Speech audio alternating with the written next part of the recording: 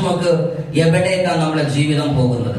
ഇതേക്കുറിച്ചൊരു ധാരണപ്പെടൽ നമുക്ക് ഉണ്ടാവേണ്ടതുണ്ട്. സീരിയസ്ലി നമ്മൾ ആലോചിച്ച് നോക്കേണ്ടത്, നിങ്ങൾ അവിടെ നിന്ന് ഇറങ്ങിയപ്പോ ഇവിടെ ഒരു ഹാളുണ്ട് എന്നത് നിങ്ങളുടെ ഒരു വിശ്വാസമായി, നിങ്ങൾക്കൊരു വീടുണ്ട് എന്നൊരു ലക്ഷ്യബോധം നിങ്ങൾക്കുണ്ട്, ആണല്ലോ. സീരിയസ്ലി എവിടേക്ക് പോകണം, എവിടേക്ക് വരണം, ഇതിനൊക്കെ ഉത്തരമുണ്ട്. ആ ഉത്തരം ഉണ്ടായതുകൊണ്ട് ഇതുവരെ ഒരു കുഴപ്പമുണ്ടായിട്ടില്ല, ആണോ? ഒരു കുഴപ്പമുണ്ടായിട്ടില്ല. പക്ഷെ കുഴപ്പമുണ്ട് എവിടെയെന്നറിയോ? ലൈഫ് എവിടേക്കാ പോകേണ്ടിയെന്ന ഉത്തരം എവിടെയില്ല, കിട്ടുന്നില്ല. ഒരാൾ പറയും അങ്ങോട്ട് പോയിക്കോ, ഒരാൾ പറയും ഇങ്ങോട്ട് പോയിക്കോ, ഒരാൾ പറയും നടുക്കൂടി ചാടി ഇന്നോന്നൊക്കെ പറയും, അല്ലെ? ചിലപ്പോ ഒന്നും ഇരിക്കണ്ടേ, ചിലപ്പോ മൂലയൊക്കെ എടുക്കും. ഓക്കെ, സീരിയസ്ലി ഇവിടെ നിങ്ങളോട് പറയുന്നത് ലൈഫ് എങ്ങോട്ട് പോണം എന്നാണ്. സീരിയസ്ലി നിങ്ങൾ ഇത് കേൾക്കേണ്ടതുണ്ട്, മനസ്സറിഞ്ഞ്. അതുകൊണ്ട് സൈലന്റ് മോഡിലേക്ക് ഫോൺ പോകുക. അവര് ശരാശരി ബിസിനസ്സിലെ ഒരു നോർമൽ അച്ചീവർ ആണ്. സ്വിച്ച് ഓഫ് ചെയ്യുന്ന ഏതൊരു ലീഡറാണോ അയാൾ ഇതിലെ സൂപ്പർ അച്ചീവർ ആണ്. ഏതാ വേണ്ടത്? Super achiever or normal achiever? ഏതാ വേണ്ടത്? എന്നാ സ്വിച്ച് ഓഫ് ആക്കിക്കോളൂ, എന്നാ നടക്കും കാര്യം. എന്നിട്ട് 100% ഇവിടെ നിങ്ങൾ കോൺസെൻട്രേറ്റ് ചെയ്യുക. നമ്മളെ ഇങ്ങോട്ട് വിളിച്ച് വരുത്തിയിരിക്കുന്ന മഹത്തായ ഓർഗനൈസേഷന്റെ പേര് സക്സസ്ഫുള്ളി ഗ്ലോബൽ. നല്ലൊരു കൈയടി കൊടുക്കുക സക്സസ്ഫുള്ളി ഗ്ലോബൽ. ആ പദം സ്റ്റാർട്ട് ചെയ്തത് തന്നെ നമ്മുടെ സക്സസ് എന്ന പദം കൊണ്ടാണ്, വിജയം എന്ന പദം കൊണ്ടാണ്. പിന്നീട് തുടങ്ങുന്നത് ബെറി എന്ന് പറഞ്ഞാൽ നമ്മളുടെ വെൽനെസിന്റെ ബേസ്ഡ് ആണ്. തേർഡ് വൺ ഗ്ലോബൽ, ലോകത്തോളം വളരാനുള്ള നിങ്ങളുടെ സുവർണാസുരാണ്. ഒരുപാട് പല ദിക്കുന്നും ദേശത്തുനിന്നും വന്ന ആളുകളുണ്ട്. എന്തായാലും ശരി, മലപ്പുറം ജില്ലയുടെ പുറത്തുനിന്ന് വന്ന ആൾക്കാരൊന്ന് കൈവരികയാണ്. മലപ്പുറം ജില്ലയിൽ നിന്ന് പുറത്തു വന്ന ആൾക്കാർ, അവർക്ക് നല്ലൊരു കൈവടി മലപ്പുറത്തിന്റെ കൊടുക്കണം. From Kannur, from Trichy and also from other different districts of this Kerala. എന്തായാലും ശരി, ഇവിടെ നിങ്ങൾക്ക് രണ്ട് പ്രധാന കാര്യങ്ങളാണ് നമ്മൾ ചർച്ച ചെയ്തു പോകുന്നത്. ഒന്ന്, ഇവിടെ ഒരു ബിസിനസിനെ കുറിച്ച് പരിചയപ്പെടുത്തുന്നുണ്ട്. അതിന്റെ കൂടെ തന്നെ നിങ്ങൾക്ക് ആരോഗ്യം കിട്ടുന്ന വഴിയെ കുറിച്ച് പറയുന്നുണ്ട്. മൂന്നാമത്, ഈ ബിസിനസ്സും ഇവിടെ പറയുന്ന ലാഭങ്ങളും അതുപോലെ നേട്ടവും എങ്ങനെ തനിക്ക് സ്വന്തമാക്കാനാകും, അതിന്റെ വഴി എന്ത്, എങ്ങനെ പോയാൽ ഇത് കിട്ടും, എങ്ങനെ പോയാൽ ഇത് കിട്ടില്ല എന്നതിനെ കുറിച്ചും കൃത്യമായി ഇവിടെ സ്ലൈഡ് പ്രസന്റേഷൻ നടക്കുന്നുണ്ട്. അതുകൊണ്ട് എല്ലാ ആംഗിളിലും നിങ്ങൾ ശ്രദ്ധ വേണ്ടതുണ്ട്. അല്ലാതെ സ്റ്റാർട്ടിങ്ങിലൊക്കെ ശ്രദ്ധ ഓക്കെയാണ്, പക്ഷെ നടുന്ന സാറിന്റെ ക്ലച്ചും ബ്രേക്കും പോയി എന്ന് പറയരുത്. ഉറക്കം വരുന്ന ആളുകൾ അതിന്റെ മുൻകരുതലുകൾ എടുത്തിരിക്കുക. എന്തായാലും ഇവിടെ ന്യൂ ഡിസ്ട്രിബ്യൂഷൻ ഓറിയന്റേഷൻ പ്രോഗ്രാം എന്നൊരു തലത്തിലുള്ള ഹെഡിങ്ങിലാണ് കാര്യം തുടങ്ങുന്നത്. പുതിയതായി ജോയിൻ ചെയ്ത ആളുകൾ, ചെയ്യാനിരിക്കുന്ന ആളുകൾ, അവർക്ക് വേണ്ടി സക്സസ്ഫുള്ളി ഗ്ലോബൽ നടത്തുന്ന ഒരു മഹത്തായ പ്രോജക്റ്റ് ആണ്. ഇവിടെ നിങ്ങളെ വിളിച്ചു വരുത്തിക്കുന്ന സക്സസ്ഫുള്ളി ഗ്ലോബൽ ഇന്ന് ഇന്ത്യയിലെ തന്നെ ഏറ്റവും മോസ്റ്റ് ഫാസ്റ്റസ്റ്റ് ആയിരിക്കുന്ന ലീഡർഷിപ്പ് ഓറിയന്റേഷൻ നടത്തുന്ന number 1 organisation is successfully global. ഈ മഹത്തായ ഓർഗനൈസേഷന്റെ ഒരു മഹത്തായ ഫംഗ്ഷനാണ് കഴിഞ്ഞിരിക്കുന്നത്.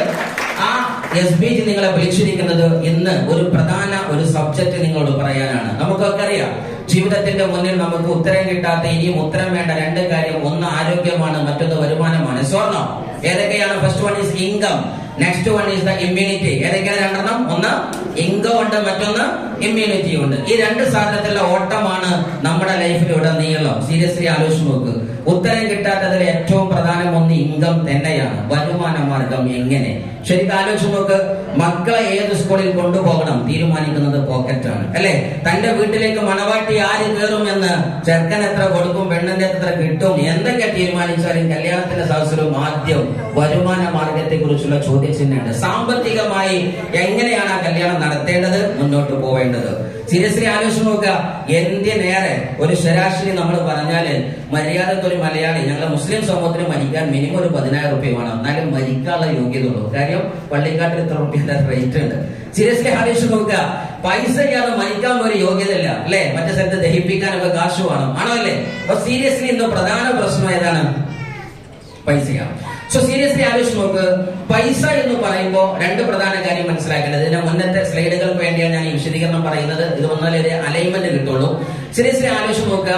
ഇന്ന് നമുക്കൊക്കെ അറിയാം, രണ്ട് രൂപത്തിൽ പൈസ ഉണ്ടാക്കുക, ജോലി ചെയ്തും ബിസിനസ് ചെയ്തും. സ്വർണ്ണോ?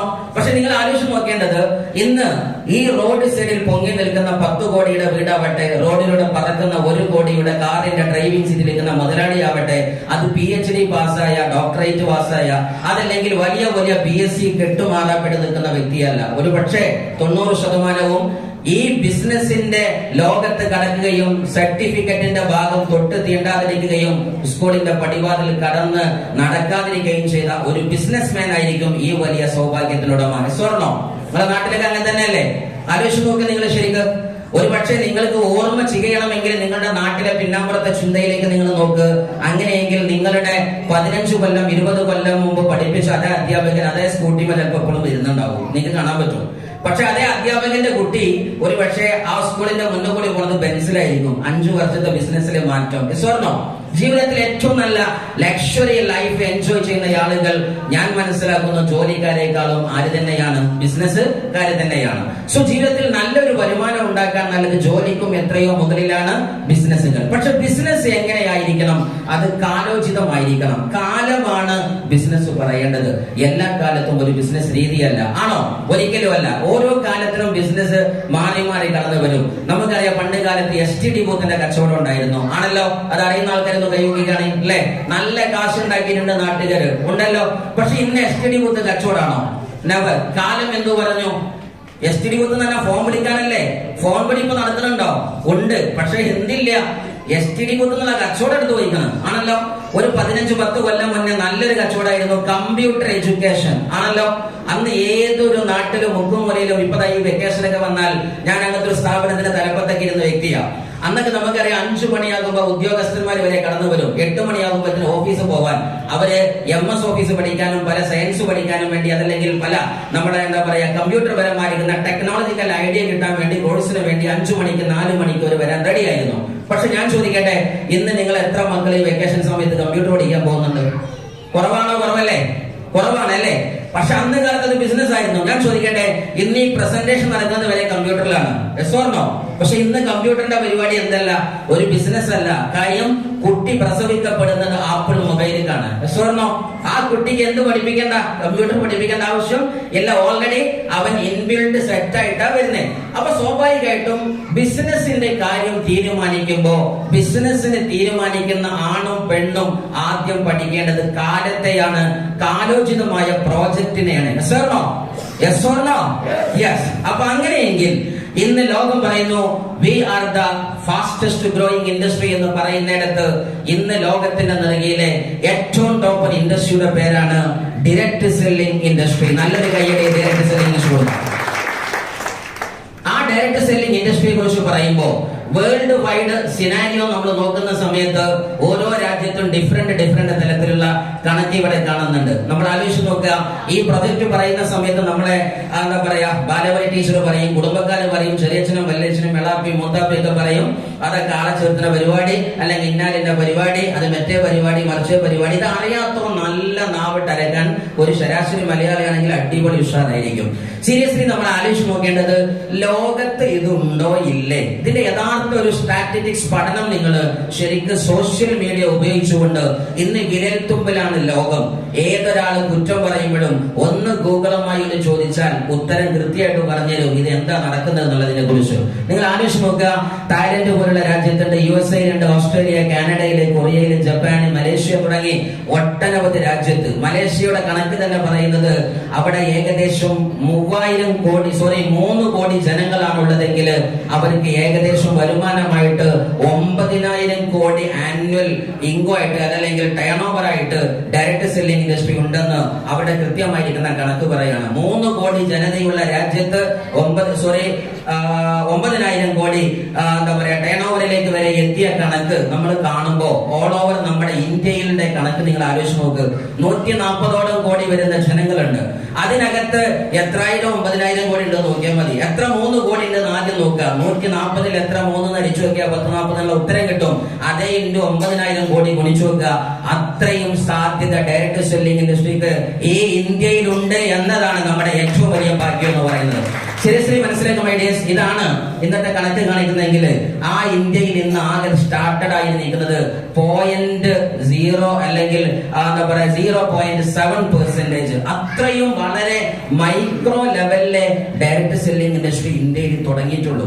ഇത് നാളത്തെ ലോകത്തിന്റെ വിപ്ലവം തീർക്കാൻ പോകുന്ന പ്രോജക്റ്റ് ആണെന്ന് 174 രാജ്യങ്ങൾ WFDSA world federation direct selling association പറയുമ്പോൾ എന്ന് മാത്രമല്ല ഡയറക്ട് സെല്ലിംഗ് ഇൻഡസ്ട്രിയുടെ ആളുകൾ ആളുകളാണ് നാളെയുടെ ഇന്ത്യയുടെ ഇക്കോണമി ഡ്രൈവ് ചെയ്യാൻ പോകുന്നത് എന്ന് ഇന്ത്യയുടെ പ്ലാനിംഗ് കമ്മീഷൻ അമിതാഭ് കാന്ത് IASനെ പോലുള്ള ആൾക്കാർ പറയുമ്പോൾ അതിന്റെയും അപ്പുറത്തേക്ക് വേൾഡ് ഇക്കോണമിക് ഫോറത്തിന്റെ 30ഓളം സയന്റിസ്റ്റുകൾ സർവ്വരാജ്യത്തിന്റെയും ആളുകൾ ആണയിട്ട് ഡയറക്ട് സെല്ലിംഗ് ഇൻഡസ്ട്രിയാണ് നാളെ ലോകത്തിന്റെ മില്ലേനിയസിനെ ക്രിയേറ്റ് ചെയ്യുന്ന ഫാസ്റ്റസ്റ്റ് ആൻഡ് സിംപ്ലസ്റ്റ് പരിപാടി എന്ന് പറയുമ്പോൾ നിങ്ങൾ ഓരോരുത്തരും ശരിക്കും ചിന്തിച്ചു നോക്ക്. ആ ഇന്ത്യയിൽ എത്തി നിൽക്കുന്നത് വെറും 0.7% ആണെങ്കിൽ ശരിക്കും ചിന്തിക്കുക നമ്മുടെ സാധ്യത എവിടെയാണ്. അവിടെയാണ് ഒരു ബിസിനസ്മാൻ തിരിച്ചറിയേണ്ടത്. ഇത് നമ്മുടെ കൈകൾ സുരക്ഷിതമായിട്ട് സുഭദ്രമായിട്ട് SBG എത്തിക്കുന്നു. അങ്ങനെയെങ്കിൽ എന്തിനാണ് ഡയറക്ട് സെല്ലിംഗ് ഇൻഡസ്ട്രി, അല്ലെങ്കിൽ എന്താണ് ഡയറക്ട് സെല്ലിംഗ് ഇൻഡസ്ട്രി? ഒരർത്ഥത്തിൽ പറഞ്ഞാൽ it is a way of marketing where a person recommend an idea or a product to his friends or relatives. തന്റെ കുടുംബക്കാർക്ക് ബന്ധുക്കൾക്ക് ഒരു ഐഡിയ ഷെയർ ചെയ്യുന്ന ഒരു പ്രോജക്റ്റ് ആണ് ഒരർത്ഥത്തിൽ ഡയറക്ട് സെല്ലിംഗ് ഇൻഡസ്ട്രി. നിങ്ങൾ ആലോചിച്ച് നോക്ക്, ഒരു കച്ചവടം ക്ലാസ് എടുക്കാൻ വേണ്ടി ഇങ്ങോട്ട് നിങ്ങളെ വിളിച്ചപ്പോ ഞാൻ ഈ ക്ലാസ് എടുക്കുമ്പോ നിങ്ങളുടെ കയ്യിൽ എന്താ ഉൽപ്പന്നമായി വിൽക്കാനുള്ളത്? ഞാൻ എന്താ നിങ്ങളെ കയ്യിൽ തന്നത്? പ്രത്യേകിച്ചൊന്നും കാണുന്നില്ലല്ലോ. So what I actually selling year ഒരേ ഒരു സാധനമുള്ളൂ, ആൻ ഐഡിയ. അത് മാത്രം ഞാൻ നിങ്ങൾക്ക് ഷെയർ ചെയ്യുന്നത്. സ്വർണ്ണോ നമ്മളെ പ്രൊഡക്റ്റ് എന്തല്ല കവചപ്രാശമോ പേസ്റ്റോ സോപ്പോ അല്ല. നമ്മുടെ പ്രോഡക്റ്റ് എന്ന് പറഞ്ഞാൽ it's an idea which can change your destiny. സ്വർണ്ണോ വിധി മാറ്റാൻ പറ്റുന്ന ഐഡിയ സെല്ല് ചെയ്യുന്നു നമ്മൾ. That may be direct selling industry in one word, or in next word we can say it is eliminating intermediates in selling products. ഇടത്തട്ടുകാരെ മാറ്റിവെക്കുക. ചെറിയ ഉദാഹരണം പറയാം. ഇപ്പൊ നമ്മൾ നമ്മുടെ വീട്ടിൽ നിന്ന് ഒരു ഉൽപ്പന്നം വാങ്ങിക്കുന്നു 100 രൂപക്ക്. അത് നമ്മൾ വാങ്ങിക്കുന്ന എവിടുന്ന? നമ്മുടെ വീടിന്റെ തൊട്ട് മുന്നത്തെ കടയിൽ നിന്നാണ് വാങ്ങിക്കുന്നത്. സീരിയസ്ലി. പക്ഷെ ആ ഒരു സാധനം 100 രൂപക്ക് വരുന്നത് ആ മനുഷ്യൻ വാങ്ങിക്കുന്നത്, റീറ്റെയിലുകാരനാകുന്ന കടക്കാരൻ വാങ്ങിക്കുന്നത് അതുണ്ടാക്കുന്ന ഗുജറാത്തിലോ ഡൽഹിയിലോ അതിന്റെ വലിയ ഫാക്ടറിയിൽ നിന്നല്ല. ആണോ? അല്ല. മറിച്ച് അയാൾ വാങ്ങിക്കുന്നത് തൊട്ടപ്പുറത്തെ ഹോൾസെയിലുകാരൻ, അവിടുത്തെ ഒരു മെട്രോ സിറ്റി കാണും, ആണല്ലോ. ആ ഹോൾസെയിലുകാരൻ വാങ്ങിക്കുന്നതും ഗുജറാത്തിലെ ഫാക്ടറിയിൽ നിന്നല്ല, മറിച്ച് എവിടെ നിന്നാണ്? അതിന്റെ ഒരു ഡിസ്ട്രിക്ട് പോയിന്റ്, ഒരു സപ്ലയറോ കാണും, ആണല്ലോ. അങ്ങനെ ഇടത്തട്ടുകാർ ഒട്ടനവധിയുണ്ട്. വിദേശ രാജ്യത്ത് നിന്ന് വരുന്നതാണെങ്കിൽ നാഷണൽ ഡിസ്ട്രിബ്യൂട്ടർ ലെവലിലോ CNF ഏജന്റ് ലെവലിലോ, ക്ലിയറിംഗ് ആൻഡ് ഫോർവേഡിംഗ് ഏജൻസി പോലെയുള്ള വലിയൊരു ട്രാക്ക് ഉണ്ട്. ആ ഒരു ട്രാക്കിലൂടെയാണ് 100 രൂപക്ക് നമ്മൾ ഉൽപ്പന്നം വാങ്ങുന്നത്, ആണല്ലോ. ക്ലിയർ ആണല്ലോ. സോ അങ്ങനെയെങ്കിൽ ഈ ഉൽപ്പന്നം മാർക്കറ്റിലേക്ക് വരുന്നത് ഏകദേശം 40% അല്ലെങ്കിൽ 40 രൂപക്കാണ് ഈ വസ്തു വരുന്നത്. നമ്മൾ വാങ്ങുന്നതോ ഏകദേശം എത്രക്കാണ്? 100-നാണ്. എങ്ങനെയാണ് ആ 100 എന്നുള്ള സംഖ്യ വന്നത്?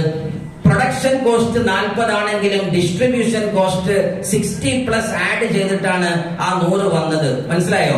വിതരണ ചെലവ് കൂടി കൂട്ടിയിട്ടാണ് എന്തായത് ആ വസ്തുവിന്റെ റേറ്റ് 100 മാറിയത്. ഇവിടെ എന്താ ഞാൻ നിങ്ങളോട് പറയുന്നത്? ഇതാണ് ട്രഡീഷണൽ ബിസിനസ്. പക്ഷെ ഡയറക്ട് സെല്ലിംഗ് ഇൻഡസ്ട്രി എന്ന് പറഞ്ഞാൽ എന്താണ്?